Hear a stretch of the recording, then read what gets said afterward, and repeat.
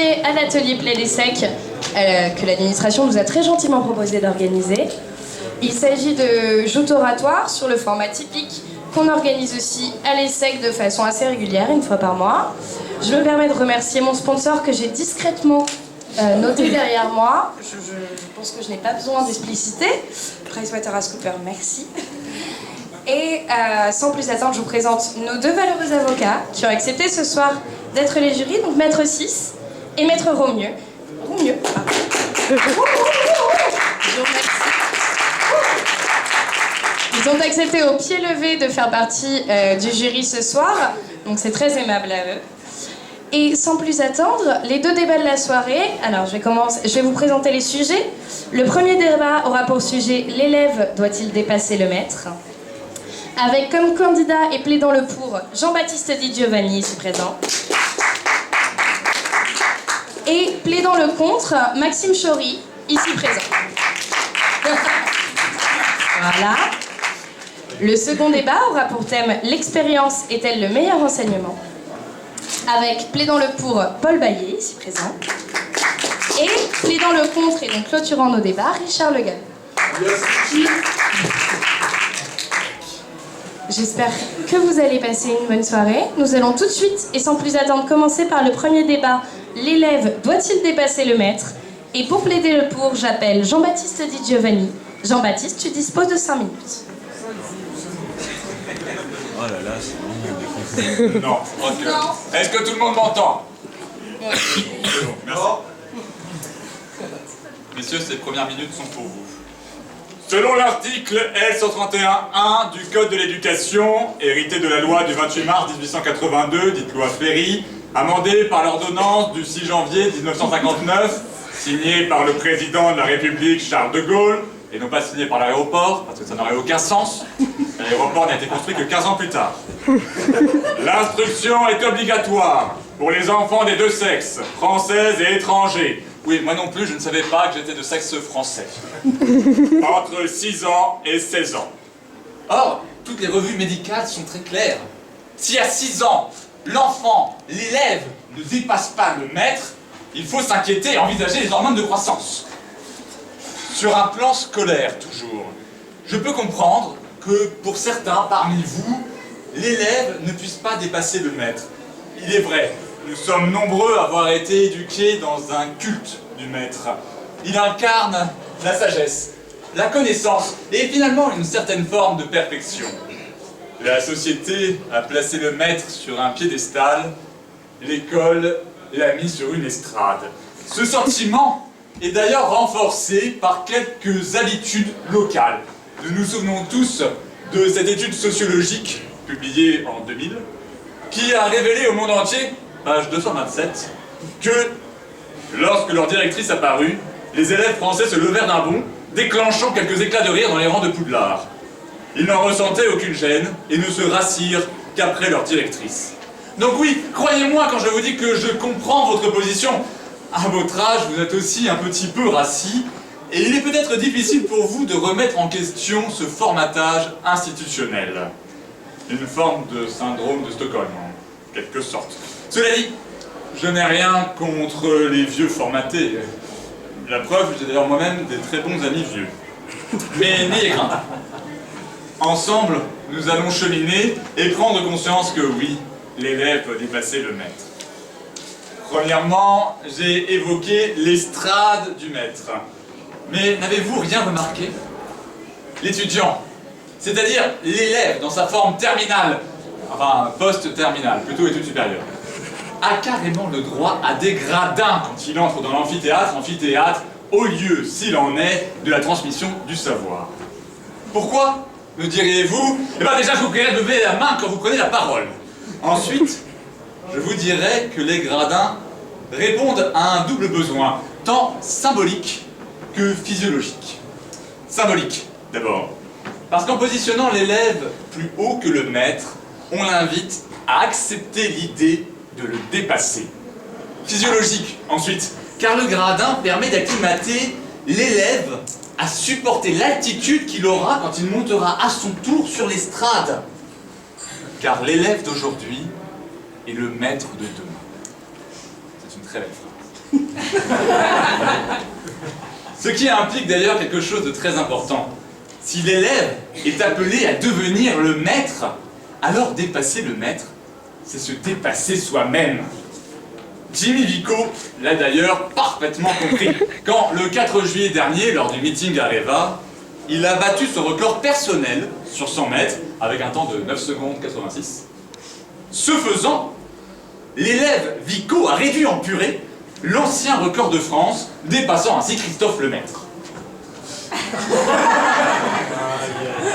À propos de ce faisant, saviez-vous que dans un vocabulaire d'élevage un peu vieillot, on appelait élèves les jeunes animaux reproduits dans les basses-cours, les fermes et les faisanderies?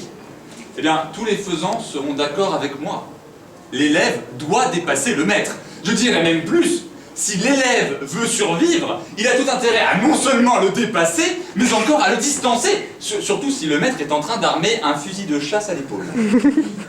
Mais trêve de faisans et de basse-cour, je ferme cette parenthèse et je m'en retourne à nos élèves humains. Nous avons vu que tout en fournissant un piédestal au maître, tout en demandant aux élèves de se lever à l'entrée du professeur, l'institution fournissait le gradin à l'élève. Incohérent, vous dites? Mais on lève la main! Incohérent, donc. Mais que nenni! Bien sûr que le maître incarne la sagesse. La connaissance est finalement une certaine forme de perfection.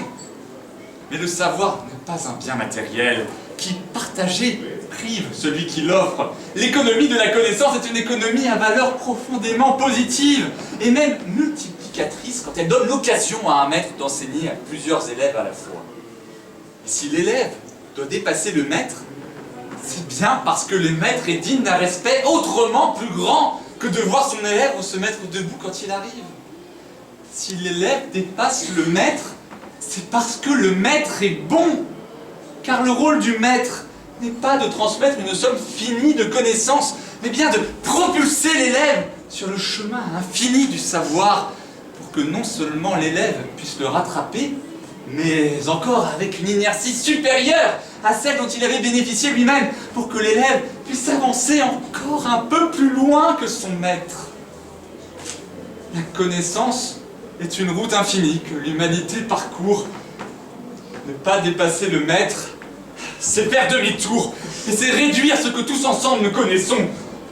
Ne faire qu'égaler le maître, c'est s'arrêter, et qui plus est dans une situation qui, nous le savons, est loin d'être idéale. C'est pourquoi chaque élève doit dépasser le maître, car ce n'est qu'ainsi que l'humanité progressera. Maintenant, la prochaine fois que vous croiserez votre maître, j'espère que vous ne vous contenterez pas de vous lever, mais que vous courrez devant lui. Et qui sait, peut-être que, comme moi, ingénieur UTC et futur manager ESSEC, ou mieux encore, comme Maxime, qui, bien que mon contradicteur, reste le meilleur défendeur de ma thèse. Votre objectif ne sera plus de dépasser le maître, mais de dépasser les 2 mètres.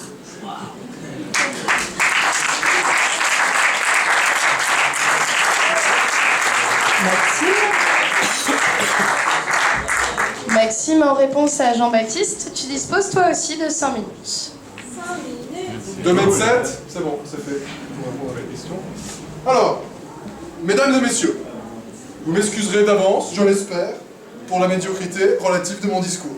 C'est que je ne peux plaider trop bien face au maître qui m'a précédé, sans que mes actions ne contredisent mes paroles. Celui qui n'applique pas ce qu'il professe n'est qu'un charlatan, et un charlatan n'a pas de place dans cette école. Vous m'excuserez également de ma taille, qui, loin d'être le résultat d'expérimentations génétiques ou d'exposition à des particules radioactives, n'est que l'aboutissement finalement de 3 millions d'années d'évolution. Bien entendu, entre personnes sérieuses, nous pouvons admettre ensemble que l'acception du dépassement, vue si je puis dire dans sa dimension première et donc verticale, a bien peu de pertinence pour ce sujet. Sans compter que, quel que soit le maître, il y a d'autres... quel que soit le maître, il est déjà dépassé sur ce point, sans que je n'ai d'autre alternative que l'amputation. Un peu gênant. La question du devoir ne se pose donc plus ici. Et avant de m'y aventurer pleinement, je voudrais d'abord dire ce que je ne vais pas dire. Et au cas où d'aucuns de mes affamés détracteurs, non, je ne pense pas du tout à vous, monsieur, voudraient réduire ma pensée à une boulette d'idées reçues prêtes à être déchiquetées par leurs mâchoires féroces, non, monsieur, je ne dis pas qu'il faille transformer les élèves en eunuques. Je ne dis pas que l'élève doive, par soumission ou respect mal compris, se restreindre dans son ambition intellectuelle et sa volonté de puissance. Ce serait une perte pour lui, bien entendu, probablement une perte pour l'humanité, surtout s'il s'agit d'un élève de l'ESSEC, et même une grande tristesse pour tout maître qui se respecte, puisque finalement, la réussite de l'élève est aussi une prolongation, une extension de la réussite du maître. Quel père est celui qui ne s'enorgueillit pas et ne fait pas sien les succès de son fils? N'écoutez pas les chuchotements de César et de Laios, ce ne sont que les murmures de cadavres. Entre nous, il est bien heureux que l'on ne doive pas dépasser le maître, car cela n'est pas possible. Et à l'impossible, nul n'est tenu. D'un point de vue strictement logique, si le maître se fait dépasser par l'élève, c'est que l'élève n'est pas un élève, c'est qu'il est le maître. Ou que le maître n'en est pas un, sinon il serait maître et non maîtrisé et sans maîtrise. Mais au-delà de l'essence du maître, en supposant que le maître ne soit qu'un éphémère, qu'une luciole qui s'arrête de briller avec le jour, même si l'on prend un sujet précis, la harpe par exemple, ou les mathématiques, il n'est pas possible de parler de dépassement. En effet, pour que l'un dépasse l'autre, en termes de connaissances ou de pensée productive, il faut qu'il soit un à un distinct. Or, on ne peut pas refaire l'histoire. L'élève a été élève du maître. Et dès lors, une partie de maître est partie intégrante de l'élève. Ils ne sont donc plus absolument mutuellement exclusifs. L'élève, aussi grand soit-il, n'est que le nain sur le dos d'un géant. Il a beau être plus grand, il n'est rien sans ses échasses. Moi, j'en ai pas. Et puis, je n'ai jusqu'à maintenant utilisé qu'une vision simpliste et partielle de la réalité. J'ai supposé la linéarité du parcours et l'unidimensionnalité de l'homme. C'est-à-dire que j'ai considéré qu'il n'y a qu'une piste sur laquelle deux coureurs s'affrontent et qui ne sauraient avoir de valeur autre que dans la course. Et quel crime contre l'humain et contre la complexité du réel. Il est tellement dépassé que de chercher à dépasser. L'élève ne doit pas dépasser le maître. Il doit trouver sa voie, il doit créer son chemin. Mesdames, nous n'avons pas besoin de coureurs qui dépassent leurs camarades d'un centième au 100 mètres. Nous avons besoin de défricheurs de mystères, de fondateurs de rêves, de découvreurs d'univers. En deux mots, messieurs, c'est l'esprit pionnier qu'il nous faut. Le progrès est finalement comme la chevelure d'une femme, bien plus beau ébouriffé, tout azimut, qu'enfermé par des chaînes légères dans un sens unique. Et dès lors, on ne peut attribuer de valeur relative aux différents chemins. Ils sont incommensurables. Peut-on dire d'Alexandre qu'il a dépassé Aristote? Cela n'a pas de sens. Il a créé sa propre voie, dans l'action, grâce aux enseignements de son maître. Les comparer et les hiérarchiser serait absurde. Les hommes ne sont pas des chiffres ou des scores. Ils sont des entités de vie à la valeur absolue et incomparable. Comment pouvons-nous nous considérer comme des arbitres de ce que vaut un homme? N'est-on pas en même temps juge et parti? Messieurs, la valeur d'un homme est à la frontière de l'inestimable et de l'ineffable, et c'est tant mieux. C'est pour cela que nous ne voulons pas de maîtres.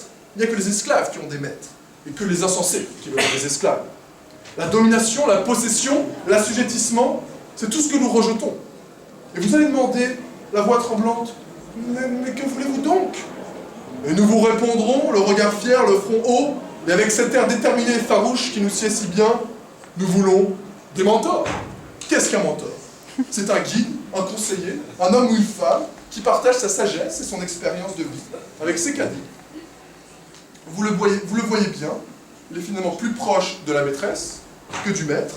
Il se contente de nous apprendre à vivre. Ainsi, le mentorat est un humanisme. Le mentorat est l'humanisme même. Ce par quoi l'élève devient maître de son destin, de manière plus saine que le maître. Le seul dépassement que le mentor instille et auquel l'élève aspire, c'est le dépassement de soi. C'est aussi l'humilité. L'humilité d'accepter ce qui nous dépasse tous, mentor ou élève. Le maître, comme le Père Noël, n'existe pas. Et nous n'avons pas vocation à le remplacer. Ce qui importe, c'est de continuer à s'émerveiller. C'est de rester élève. Élève du monde, élève de l'autre, et aussi, vaillamment, avec une joie qui n'égale peut-être que notre fragilité, élève de nous-mêmes.